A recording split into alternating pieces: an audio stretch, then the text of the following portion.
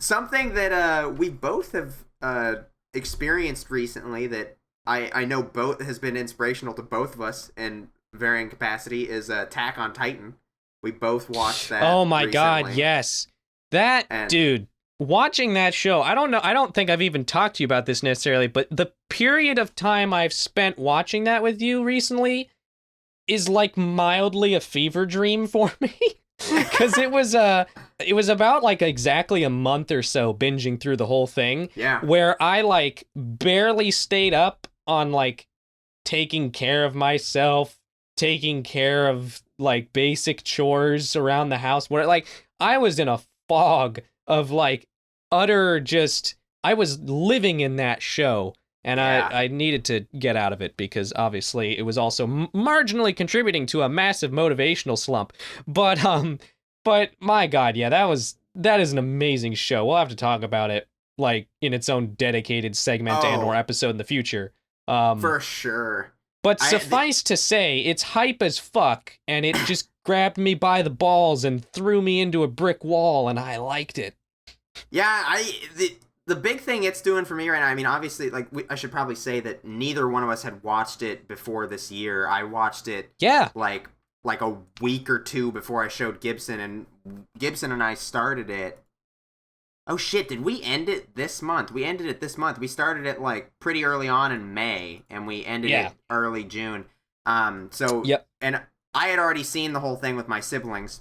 My siblings and I will get together and we have like big anime nights and almost every night. We've been a little bit more slacking on it lately, but Gibson and after I saw it, I was like, Gibson needs to see this because he and I already were well established in terms of like what we like and stuff. And also Gibson's a huge not Attack on Titan, Game of Thrones fan and Song of Ice and Fire fan.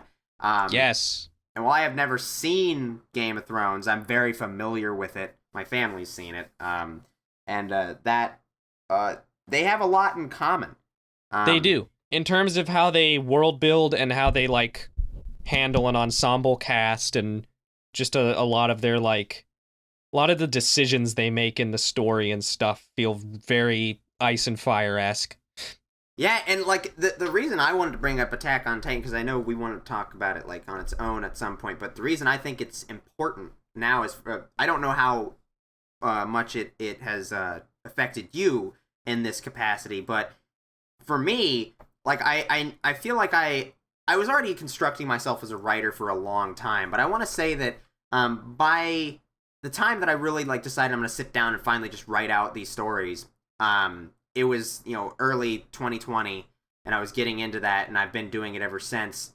I was kind of finally finalized as a writer, if that makes sense. Like not to say like cuz nobody's like going to stay the same forever, but like I finally understood who I was, my vision, and basically how I want to tell stories, right?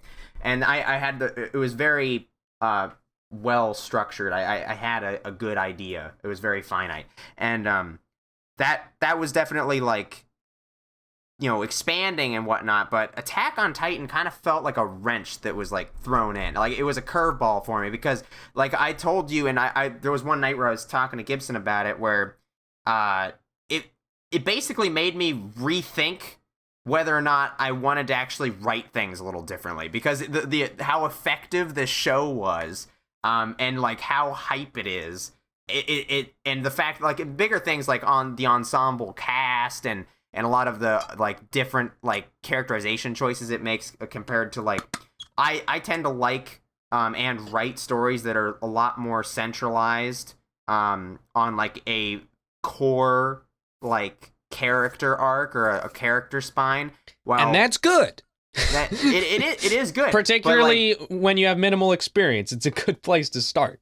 It is, and I mean it's kind of funny saying that now because now I'm thinking about it. A show I did on my other successful channel was very much not. Oh, you had a load of characters. Yeah, it was very much an ensemble, but the that's kind of the exception. So this show kind of threw a wrench in that for me, and it ever since I've been like registering. I'm like, yeah, I've made me rethink it, but I definitely like this style more, and it's not necessarily changing who I am as a writer, but it felt like a good wake up call where I'm like, hey, I could still sit here and like rethink about how maybe I'd want to approach certain things, and honestly, I do feel like it's influencing and inspiring some changes to some of my work. So I honestly feel like it's been the most relevant piece of media that I've experienced in possibly, well, not the whole last year, but close to the whole last year that yeah, I've been consuming media. I don't know how that's been for you, but it was kind of a surreal experience watching some of the show because it brought back serious memories for me of watching like Game of Thrones or like the first couple seasons of Walking Dead before it got really, really bad. And also like Breaking Bad and stuff like that. Those shows that all came out like around 2010-ish when everyone was saying this is the golden era of television. And I remember watching a lot of those really big like action drama shows, and just I remember being almost intoxicating how wrapped up in it I would get and how invested you would get, how like the literal physical responses you would have to certain like moments of tension or tragedy or information being revealed or whatever. And it's the type of stuff where, I mean, some of those shows, like Walking Dead, are not even that good in my opinion anymore. Some of them, like Breaking Bad, are amazing. Game of Thrones is half and half, covering all the bases. You can praise it and laugh at it. It's beautiful. But yeah, and it'd been forever since I'd watched a show that made me feel that way, that like physically affected me to this level. I mean, well, when we watched NGE, that had its own effects too, but it was such a different kind of show. It was doing those things for completely different reasons. This show just reminded me of how effective just an awesome action show can fucking be when you've got the mystery and the intrigue and the big epic action sequences and the stunning visuals, and it's just this big spectacle, you know, fantasy. I just smacked the shit out of my mic. Fantasy thing. And there we go. It's dead now. But yeah, and how just that type of experience can be done at such a high caliber. Because there were moments where like characters died or looked like they were gonna die, or big info was revealed, or just a single action sequence was just so pretty to watch, and I was just like, oh, this fucking show. And that's kind of the only way I can describe it. It's just, oh, this fucking show.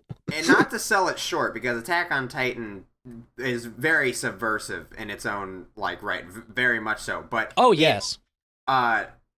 Like the main difference between it and NGE is that like NGE was more like not intentionally trying to push the status quo. I mean, maybe to an extent, but like it wasn't like with a goal where it's like, oh, we're gonna be super different just to be different. It had a very different approach to its storytelling and to what it was doing. Attack on Titan feels it's a like really it's unique like show. All those like basic elements that you love and that you work, that just the base things that make a story work, and they're just dialing it up to fucking 11. Like it feels like it's just mass cinema. It feels like just this really well done like sci-fi fantasy epic kind of thing that's just done to it reminds me a little of in that way of like the first 4 seasons of Game of Thrones, or as well like the Lord of the Rings Peter Jackson movies, where it's like these stories have a lot of classic elements and some tropes subversions for sure. But just there's so much like care put into it, and it just, like you say, it just feels like it's dialed up to 11. It has such a rich, inspired feel to it, and it just wraps you up.